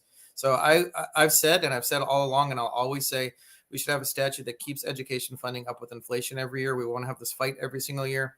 And that's part of it. And I know you talked about the pension. We need to have a pension. We're losing police. We spend $10,000 to train a police officer. And in Kenai, they stay for 2 years. They have fun fishing and hunting and they leave and they go to a state that gives them a pension. The problem with our pension system was we had this early one from the 1980s called Tier 1 that was insanely expensive. It was way too lucrative. The state was flowing with oil. The state had a lot of money. And we had this insane provision, which still exists for people who still have a pension. We haven't given anybody a pension who's been hired since 2006. We had this insane rule that your pension was based on the 3 highest years of your salary. So if you made $50,000 a year, and then you decide to then you try and transfer, let's say, to Bethel, which is what somebody did, and you get a cost differential and your salary goes up to $80,000 a year for 3 years. You get paid a pension as if you put in at $80,000 a year your whole career. It robs the pension system. There are silly parts, there are dumb parts of the old pension system that need to be removed, like that high 3 years provision. But you've got to look at the market and who you're competing against. If you want police officers and troopers and teachers and the people that we need in the state, you got to look at what they can get elsewhere, and all the other states in the country, they can get a pension. It doesn't need to be a luxury pension like it was back in the 80s. It needs to be a modest pension. But if you have a pension, then and we offer one at roughly the same cost of the 401k plan we offer right now, people have an incentive to stay. The longer you work, the stronger your pension is, and that's what other states do. You can't ignore what's going on in all the other states. But we've seen defined benefits programs across the country. I mean, they're going away because, again, they are even the milder ones, not a tier one. They're enormously expensive for the long run because of the unfunded liability. I mean, we still have an unfunded liability from the tier one, billions of dollars in unfunded liability, and adding to that at this point just seems like not the best choice. I mean, if we need to doctor up our defined contributions plan or something else to make it better, that's one thing. But again, it doesn't indebt the state in the future on those kind of things. And it puts a control into the players' hands, into the employees' hands. And we've seen, company after company have to be bailed out. We've seen communities that have abandoned their defined benefits program because, again, of the costs of those situations. And it almost seems foolhardy to do that in that regard. We got about 2 minutes here. I think what's foolhardy is having a pension you can't afford. That's what the state did in the 80s. But they pared it down from tier one, the most lucrative pension, to tier two, the second most lucrative pension, to tier three, a much more modest pension. And then they got rid of it in 2006. I voted against getting rid of pensions. I said, come up with a modest pension that we can afford. So that unfunded liability comes from those very high pension systems that nobody could afford. Look, the Chamber of Commerce, the Fortune 500 companies came into Alaska and they wanted to get the state to end our pensions because they wanted less pressure on them to pay pensions. I think you can pay a modest pension so people have a retirement to live on. I'm sorry, but unless you're making over $100,000 a year, you can't put away enough money in a 401k to retire. If you're making $50,000, $60,000 a year, you can't put enough money away in a 401k to retire if you're going to send your kid to college or do job training or something like that. But the reality is you have to compete for your teachers and your police, and all of our teachers and police know they can go to another state and get a pension and better pay. And they do that. They just come up here to fish and hunt for a couple of years and they leave. That's just no way to run a state. Les, we're up against it here. I'm going to give you about 60 seconds for your final elevator pitch for folks out there, why they should vote Les Gara for governor. And that's it. 60 seconds. Go. Yeah, I think apart from everything I talked about, look, I think we got to protect our fishing streams. I oppose the Pebble Mine. I believe in responsible mining. We largely have responsible mining in the state, including Fort Knox up in Fairbanks. But Pebble Mine is a toxic open pit mine at the headwaters of the last greatest salmon runs in the world. Governor Dunleavy supports it and has sued on behalf of the Pebble Mine owners. I think that mine is a toxic nightmare and a threat to our fish. I think we're allowing outside factory trawlers to kill and dump over 1,000 tons of halibut in the high seas. We have the majority of those seats. Alaska does. We should put limits on that. That's called bycatch, where you kill over 1,000 tons of halibut, dump over 500,000 chums to the bottom of the ocean, and tell Alaskans they can't fish for these fish. I believe we have to protect our fish, our game, our fishing and hunting access, so people can enjoy the state even if they don't own huge amounts of property. I believe we should have strong schools. I believe we should do all tax reform so we don't turn everybody against each other to fight between schools or a PFD or a construction budget that puts people to work. We should have all of those things. And by ending these all company tax credits, we could do that. Les Gara, lesgara.com. Thanks for coming on board and sharing your thoughts with us this morning. We appreciate it. Always an interesting conversation. Hold the line for us for just a second here. Folks, we're out of time for this segment. We're going to open up the phone lines next. The Michael Duke Show. Common sense, liberty-based, free thinking radio. Don't go anywhere.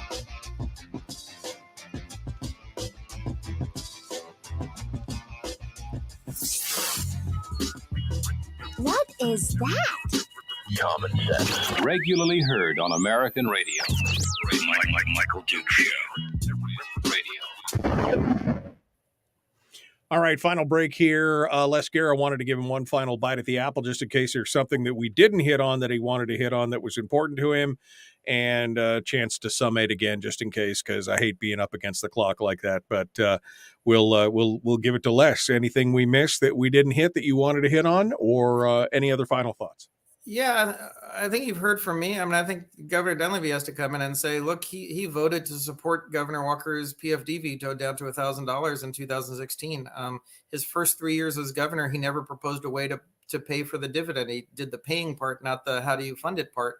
1 year in 2000, a year ago, he tried to take $3 billion of extra money out of the permanent fund because he had no plan and said, we'll pay for government and a dividend with that. The year before that, he proposed $1 billion of new taxes. And then when he got backlash, he withdrew that proposal. He never said what those taxes would be. But look, you can have honesty or you can have a false promise. And the false promise has been until Russia invaded Ukraine and we had extra oil money, this governor paid a $1,200 dividend his first 3 years. He supported the vetoed dividend back in 2016. Look, I believe in a dividend and I believe in a strong one. But I believe we have to get a fair share for our oil so we can move the state forward with construction projects and power projects and reduce the cost of energy and have schools for our kids and have job training and a university, whichever route a kid wants to take. But we've got to make sure people have a chance to succeed in this world. That's my core value, that everybody deserves a chance to succeed in this world with a good job, with a good education.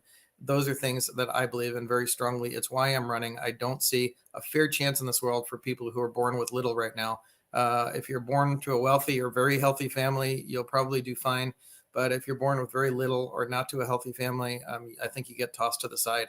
I don't believe in that. As somebody who grew up in foster care, I believe everybody deserves a chance in this world. It's my core belief, and that's what I'll do is make sure everybody has a chance and opportunity to succeed in this state again, and fish and hunt. And fish and hunt. Les Gara, I hope that if you do become governor, that you'd be willing to come on the program frequently to discuss issues in the states and things like that. Whether we agree politically or not, I think it's important that there's some outreach from the governor to be in contact with the people and explain positions and situations outside of 148 character soundbite. You know what I mean?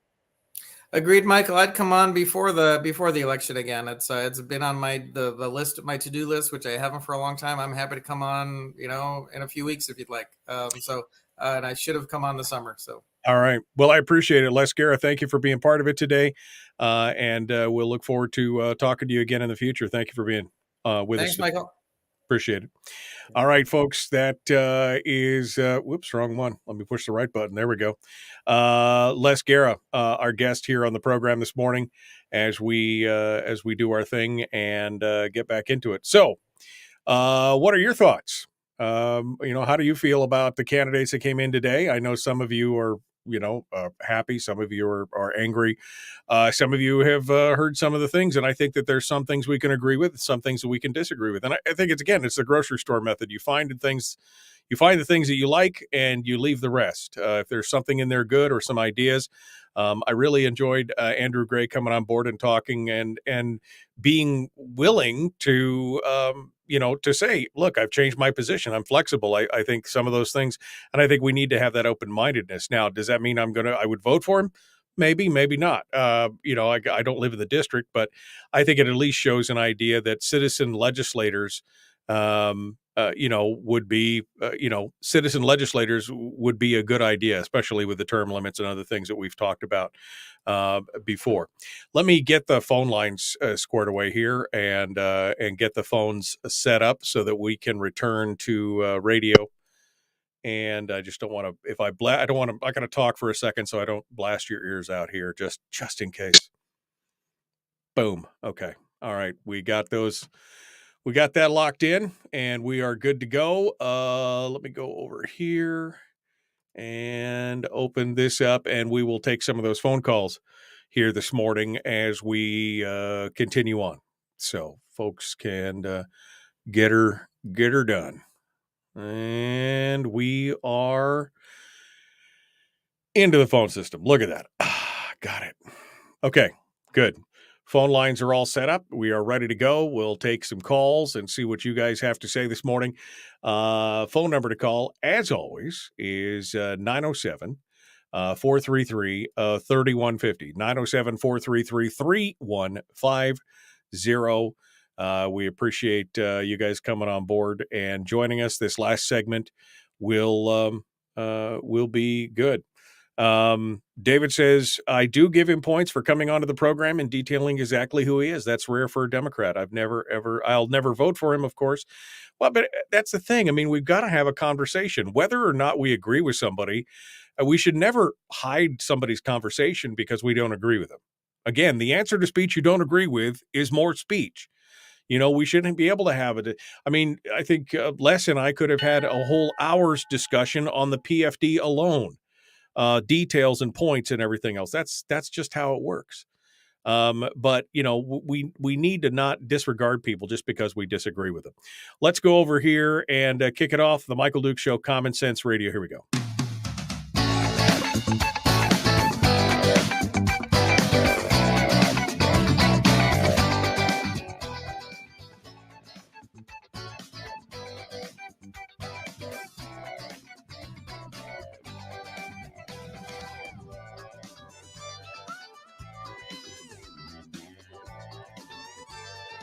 All right.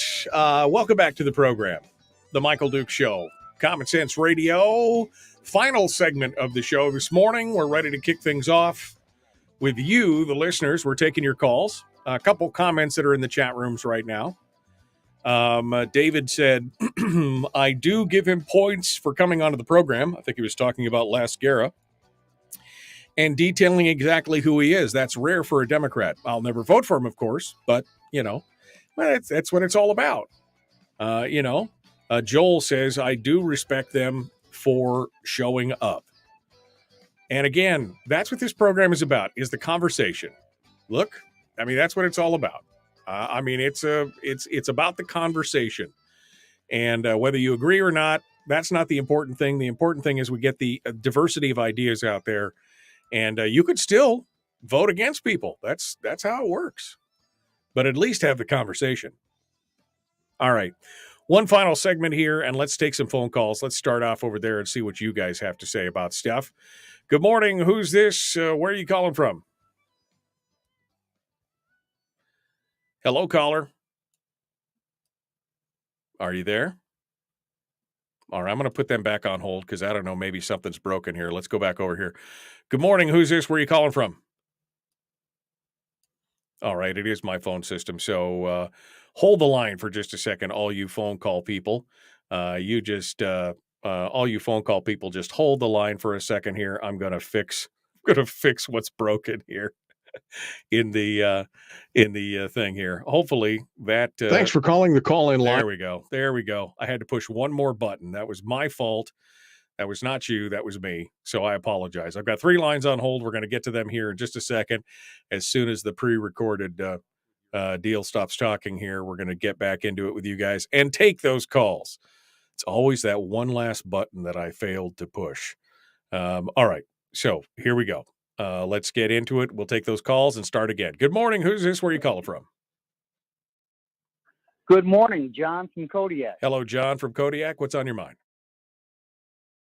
So on my drive-in this morning, I was listening to Andy on your show, and I was surprised that if he listened to your show at all, he wasn't able to clearly articulate a position on a PFD quickly. And what he did mention was kind of bogus. He talked about the Alaska Food Program. I went to the website. You got to click through about 20 pages to find out that you can get up to 10 food boxes per year. Each one should last 3 days. And then you're done. Most of the website refers you to the federal SNAP program, which again is means tested. He said the Alaska Food Bank program helps 100,000 people. Well, that's all means tested. So when he talks about people don't, well-off people don't need the PFD and it should only go to the poor, they get plenty of help. Only 5% of Alaskans make more than $200,000 a year.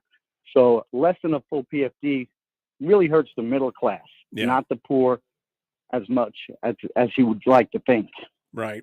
Well, no, and I agree with that. And I think in part he would agree with that. I don't know about the connection to the food bank issue, but, and again, I think he's changed his position. I think that position is evolving. Like I said, he came into this thing thinking the PFD wasn't necessary. And I think he admitted that he has changed his tune on that. And I was encouraged by that. Now, I don't agree with a lot of the other philosophies and standpoints, but I'm encouraged if somebody could get the information, talk to their constituents, and make a decision and change their position on it. Sure. One other thing, and even Les Gara talked about this, getting more money from big oil or reducing their tax breaks. I don't have a problem with either one of those things.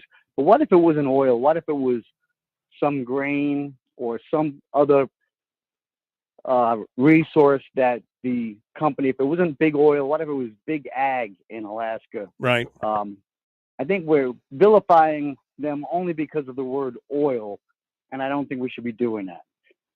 And when Les talks about wanting that money for construction projects to make good paying jobs, I don't want the government, whether it's the federal government or the Alaskan government, to be in a job of construction projects just to provide jobs. That's insane. Right. Well, it's not government's job to create jobs. That's not what government's supposed to do. They're supposed to get out of the way and let the private economy work in that regard. As far as it being oil, I mean, I don't know if oil is evil. It's just oil is a finite resource. We only have so much of it. We should be getting as much as we can for it because they ain't making no more. You know what I mean? And so I'm with you. I think that there's still an opportunity on the table for some changes to the oil tax structure. I just don't know if it's $1.2 billion worth, right? I mean, that's the big question to me. Right. So, all right, John. Well, hey, thanks for calling in from Kodiak today. We appreciate you being part of it. Let's go over here to the next caller. Good morning. Who's this? Where are you calling from? Randy in Fairbanks. Randy, what's up? Yeah. Yeah. With Les Gara, you're talking about retaining teachers. And my thoughts on that is that first, we should get rid of collective bargaining in public schools, and then we should bring back corporal punishment as one of the tools in the toolbox to maintain order in the classroom.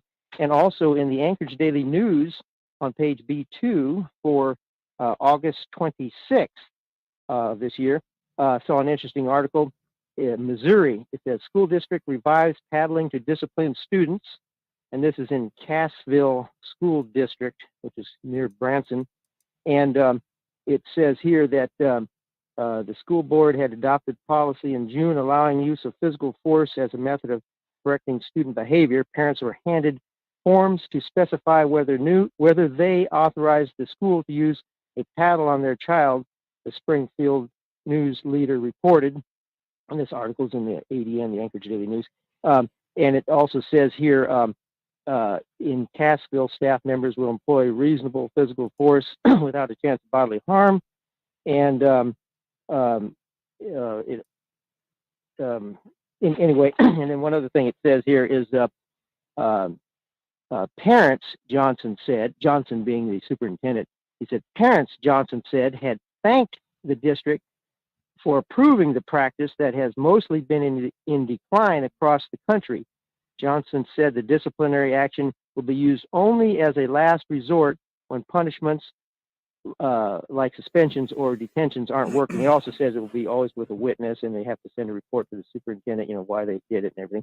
So I think that's a good idea. And my pet theory is I bet you the NEA is probably against corporal punishment in schools because, this is kind of a cynical theory of mine, but it's because it makes the teaching more unpleasant, and therefore the teachers have to demand more money to be able to stay in that profession with a bunch of screaming kids and everything. Well, that's why they do it. So it means more money. So they can make more money in the long run. Well, maybe, Randy, maybe. But I don't know. I think that there's just kids are going to be kids. I think that's their philosophy.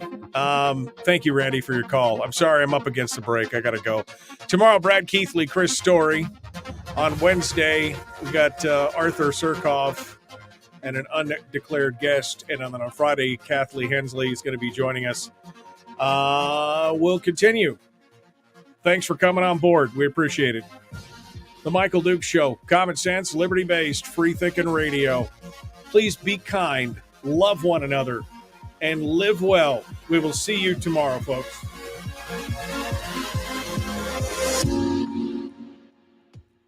All right.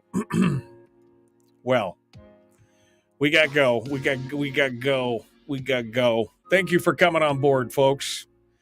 Enjoy today. Breathe deep. It's going to be a good Monday. It's going to be a good day for you. I can tell right now. It's going to be a good day for you. We will see you guys tomorrow. Thanks for coming in. Don't forget to check us out on Patreon. Patreon.com/Michael Dukes Show. Yep. That's how you become a member of the Cool Kids Club right there, folks. That's how you do it.